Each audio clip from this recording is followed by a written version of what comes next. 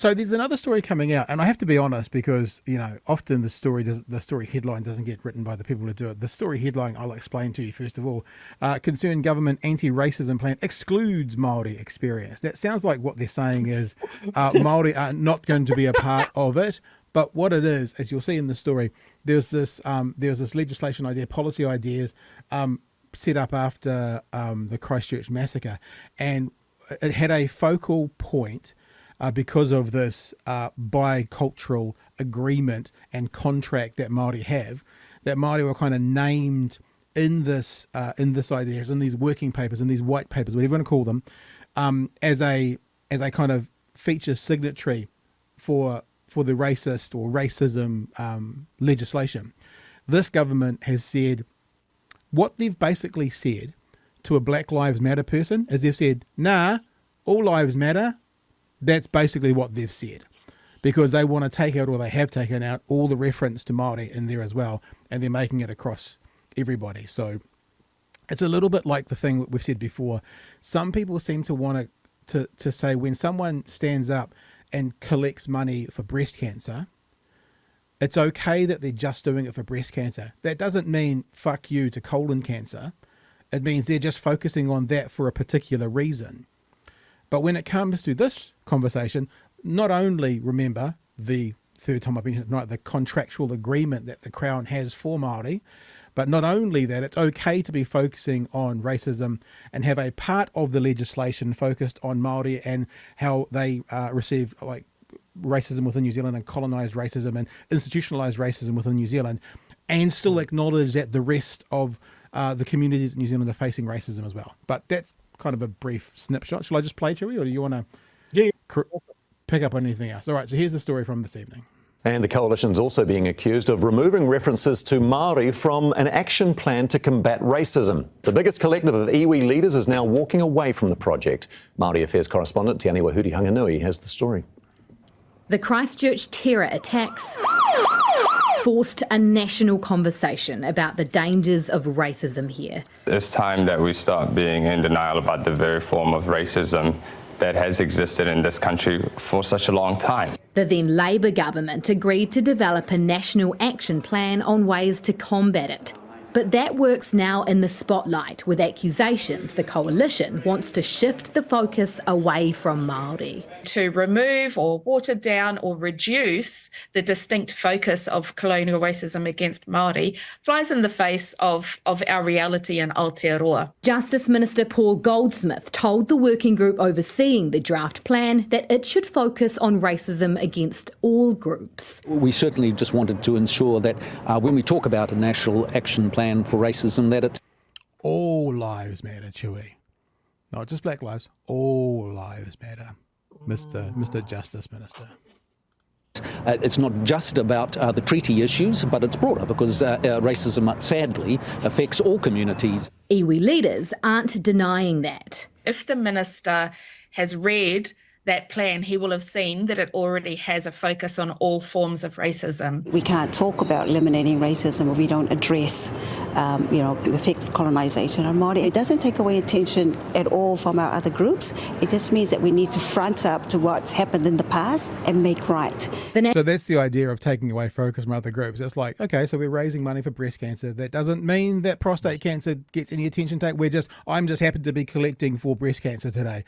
Yeah, colon cancer is still there. We're still going to do good work for it, but we're just focusing on this one area. Focusing on one area, Black Lives Matter, doesn't mean fuck you to all the other ethnicities. Doesn't mean fuck you to white lives.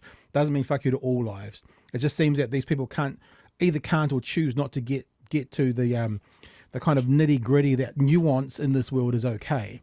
It's okay, and it doesn't mean that a nuanced take doesn't mean that other takes are wrong or bad or off. It just means that sometimes nuance is okay, Chewy.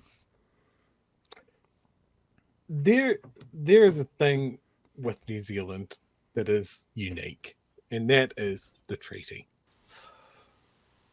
And if we have a discussion about racism, in fact, if we have a discussion about anything, by purely of the benefit of the treaty, Māori deserve to have a carve-out or a section in it, because their relationship in this country is special. It is different, right? And if we're talking about racism in the hangover of the Christchurch shooting, they deserve focus as well. Like, as we're saying, just blanket saying, oh, everybody experiences racism. I've had someone call me a white cunt before. Like, that does not put me on an equal footing with what Māori have to deal with structurally, systemically, and for over 100 years in this country. And it certainly doesn't put me on equal footing with the Muslim community in New Zealand that suffered our biggest terrorist attack ever. Like, it doesn't hurt my feelings that I'm not in this discussion about racism. To turn around and go, oh, no, well, everybody needs to be treated equally. The results aren't equal. The viciousness isn't equal. The frequency of it isn't equal. It's not equal. It's not an equal discussion.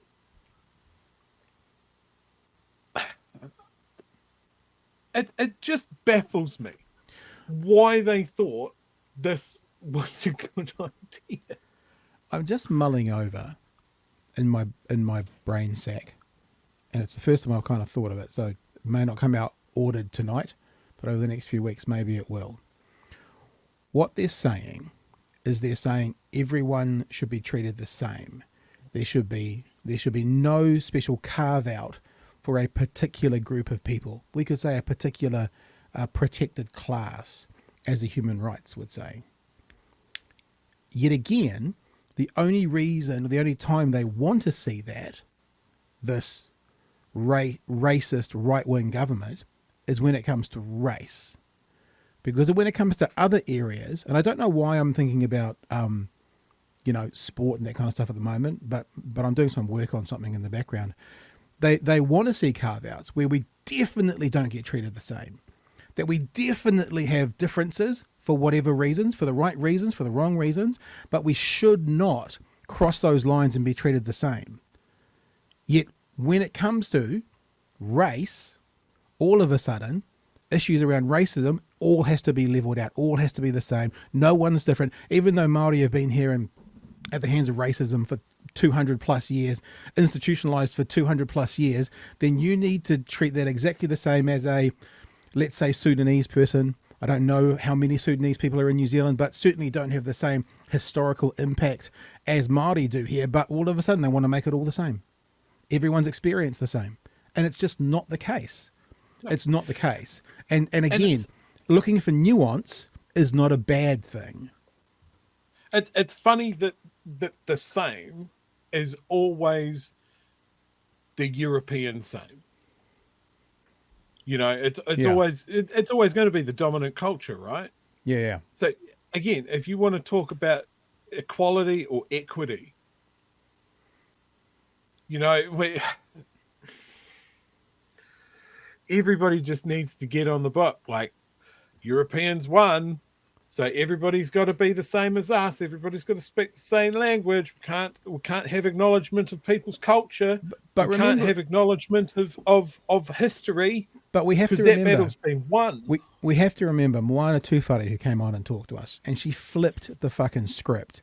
And I've been talking to some people the other day about the upside down, about how we live in this world, but actually so often the upside down is the accurate. And even though what we're saying, like this European-centric world we're living in, Chewie, the example of co-governance, and this is what Moana told us, reminded us, explained to us, is that today in the upside down, we see that as inviting Māori to the table, co-governance.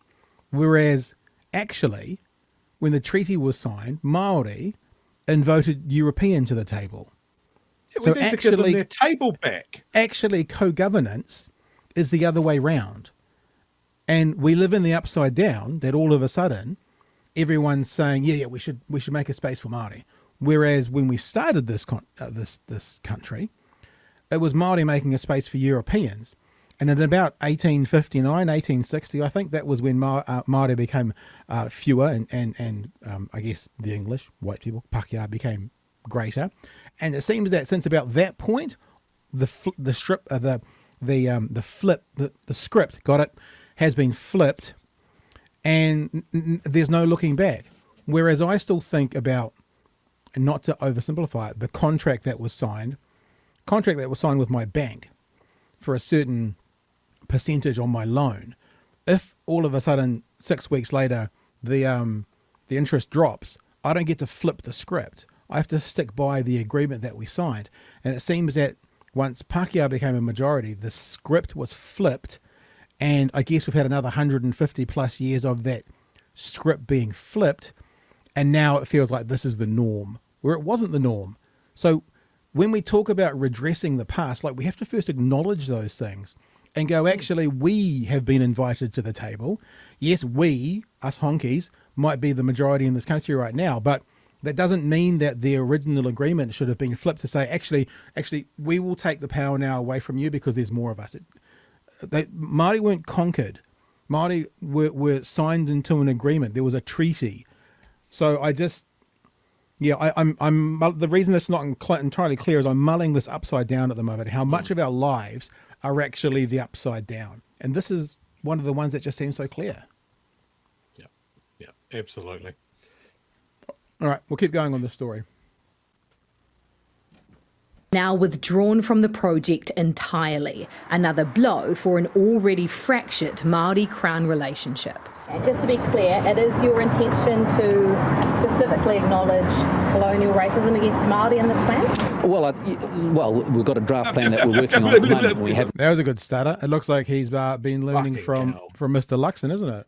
At the moment, we haven't finalised that plan, but it does. Oh yeah, well, I think it obviously recognises history has got to be part of the plan. The Iwi Cheers Forum says it's going to release its own independent anti-racism plan within the next few months. Te Aniwa Huri Hanganui, One News. Alrighty. It'll be interesting to come back to that. Yeah, and see what happens with it. I mean,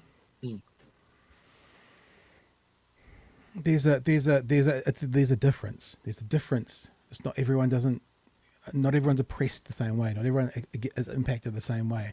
You know, the Indigenous people of this country, who were the ones that had their basically their culture squashed into a European-centric cube and said, be like us.